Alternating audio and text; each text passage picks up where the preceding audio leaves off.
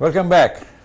Just before the break, we were talking about Brexit and its impact on all of us, but particularly the minorities. Well, sir, there are a lot of misgivings about the post-Brexit migration policy. 30,000 minimum salary threshold for Tier 2 visas. Then there is 18,600 salary threshold to bring family members. How is it Balance. balanced? The 30,000 is for any skilled people from EU and non-EU country. That threshold was only for non-EU countries. So in the British politicians, especially the Conservative Party's mind, we want to stop cheap labor from EU. So if we make it 30,000, it will not impact Indian, Chinese, Bangladeshi or any other Right. skilled worker. They can come and they can work and company can afford them. If we make it 15,000, we will be inundated by East European migrants. Right. So in long run, they want to do the very same thing, control the migration with the balance and economic need. And the beauty of Australian base point system is if there is skill gap, you have the authority to maneuver. Yeah. So think the nurse and doctor are not under this cap. You can bring them within 5 or 10 days. This super priority visa for them because of shortage Because and great necessity. need, yeah. Absolutely. And if a sector can convince the Migration Advisory Committee and the Home Secretary that yes, there is a massive skill gap and we can contribute that amount of money to the exchequer, there will be quicker visa process for any sector. Unfortunately, our sector are so behind in the race and the representation is so poor. I feel really ashamed.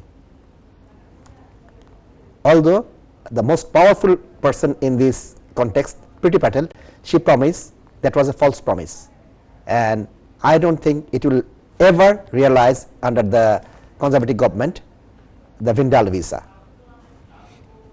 What is this Vindaloo visa? You were in that program in British Career Award 2016. Yes. I was there. Mr. Vince Cable promised we need Vindaloo visa, and this is a concept. And then Priti Patel mentioned you can. It's like working holiday maker or it's like sector based. It was 1 or 2 year visa. You come, work, and go back. It's like backpacker visa. There's so many backpackers. Just come and go. Yes, come and go. So they really don't want. But you need a job to come to, yes, isn't it? You need a sponsor. You need a sponsor. And 18,600 is established policy from Labour Party that if you want to bring your spouse, your annual income should be 18,600. It's nothing to do with the skill. Anyone and everyone. There's some exception. So if I'm getting 18,600 or my income is 18,600, I can invite my family members. No, only spouse. Only spouse. Yes. And there's a misconception about the inviting the Mother-in-laws. Mother-in-laws, father-in-law. People think I am earning 2,000 pounds. I am very good sponsor. And Nashit Rahman is earning 1,000 pounds. He's a very bad sponsor. No. You're earning 2,000. Your outgoing is 2,100. Yeah. Nashit Rahman is earning 1,000. His outgoing is 200. Nashit was much better sponsor than you. Someone's thinking I am owner of 5 houses. I am so good sponsor. Nashit Rahman is residing in a rented house. No. Your 5 houses mortgage is 7,000 pound. Your income is 5,000 pound. Yeah. Your rent every month. Nashit Rahman is earning 1,000. He's paying 200 pound rent. Right. His outgoing every month. His disposable income is 500 pound. Yeah. So our people have massive misconception, and especially when they relocate the visa section from Dhaka to Delhi. Right. Refusal rate is 95%, 98%. It's inhuman. It's degrading. It's again the hostile environment policy of Theresa May. It was the most decisive, inhuman, barbaric immigration law in modern history of. But isn't it the same authority, the same system? If my passport is sent from Dhaka to Delhi, it's going to the British Embassy. Yes. They may be outsourcing the people who just carry your, like couriers, they carry your passport to the embassy. But how can it be different from if the embassy in Dhaka was? There is the report from Chief Inspector of the Border and Immigration. It's independent think tank, and it's independent body to check and balance the Home Office and FCO's work. There is a clear report. It is target based. If you are my manager, you will give me, Nashit Rahman, your job is to refuse 90%. There's a purple water. What can I do? There's no documentation. So if you look at the statistics, whenever it was in Bangladesh, the rate of refusal from 70 to 80%, how on earth in 1 month is 95%? And it's constant. And it's a classic cut and paste refusal.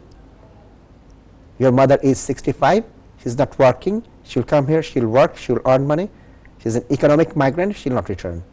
I don't believe it's a genuine intention to visit this country. It's economic migrant.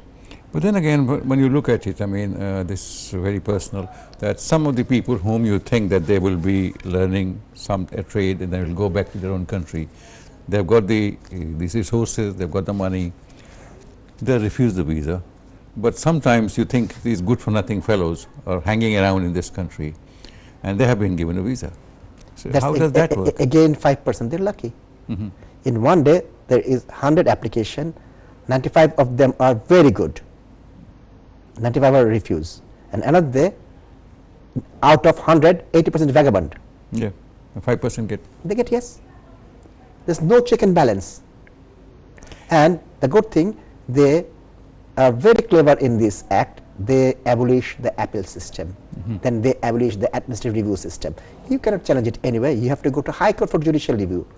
Costly, time-consuming, and complicated person. You must. You will probably give up. Yes. Now it's good for lawyer. They're making money. We're making money. The adamant people, the affluent people, and the educated people, they say no. My mother is not an economic migrant. I will challenge. Every week we are winning against Home Office. And they're very clever. They don't want to fight. They come and negotiate. Now these asylum seekers, after from 1st of February, is this going to be different? Absolutely, absolutely. Because there's two laws. One is asylum seekers from EU and there is non-EU. 90% asylum seekers are from EU. No, people are entering the UK from EU. Oh yes. So if you enter, they're considered to be from EU. Yes. So if you enter from the EU, you must claim your asylum in the first port of EU. Yeah. First, Angela Merkel, she denounced this policy. She said, no, you can come anywhere, I'll give you asylum. But the current regime is totally against it. And in the Great Repeal Bill, which we have to accommodate more than 47,000 instruments, regulation, laws in the British Act, we haven't done that. Forget about the asylum and the nitty-gritty thing. So there's a hell lot of work. I don't know how they will do. And we haven't seen the much volume of work from the government or bureaucrats. This asylum bill and that immigration bill and all that, see. Now, after the Queen's assent to the Brexit bill, see, this has become a law. Yes. But the components of this union, the British Union, Scotland, Ireland and Wales, they have not been consulted on this. No. So does it make any difference? Yes, on the devaluation point, absolutely yes. And not the Northern Ireland, the whole Scotland is against it. Yep. And if you look at the percentage of Scotland, 60 pro-European. And they have great link with Norway, all the Scandinavian countries. Yep. Language, culture, you name it. Yep. History. So there's a great divisiveness in North and South. Even if you think about London, London is an isolated island. Only London is the pro-Brexit. If you look at the countryside, the Brexit. So there is still massive divisiveness, and I think next 10-15 years we have to live with the divisiveness. And you have to understand, it is the extreme right government. There is no place. Ken Clarke, Philip Hammond, Michael Hazeltine, they're expelled from their party, you have to understand, just for voting once against the party. Mr. Johnson, he voted 26 times. Hundreds of times. Only for Brexit he voted 20 times.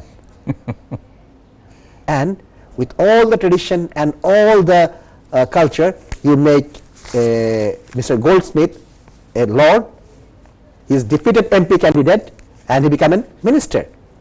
So there is no value of tradition, culture, convention. It is the will of some people, very powerful people.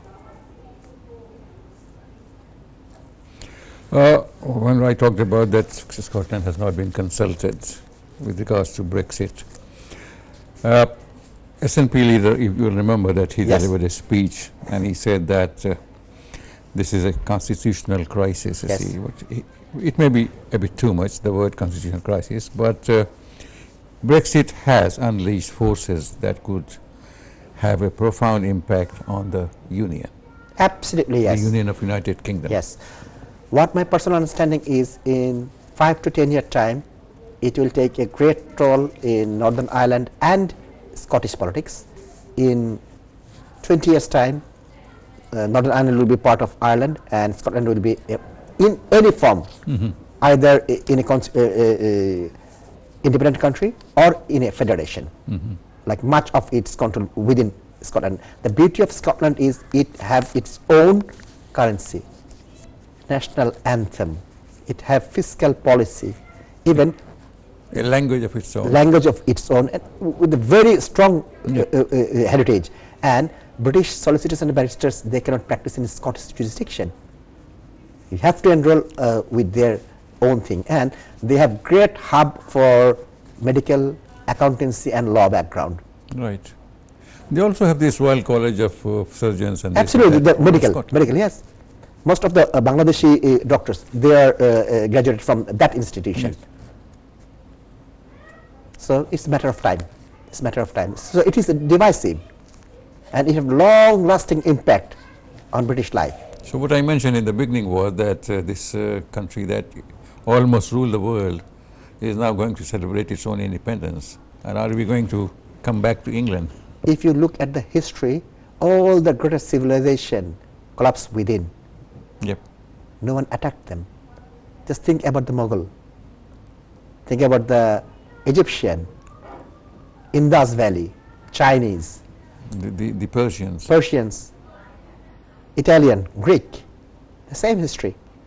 And I think Brexit is the last period in the coffin for British Empire, and Harry is making sure that it is permanent. And Mr. Trump is the phenomenon about the brute capitalism. Right, sir. On that very interesting note, we take a break, and when we come back, we will go a little beyond our shores. Thank you for being with us. We'll be coming back after this very short break. Thank you.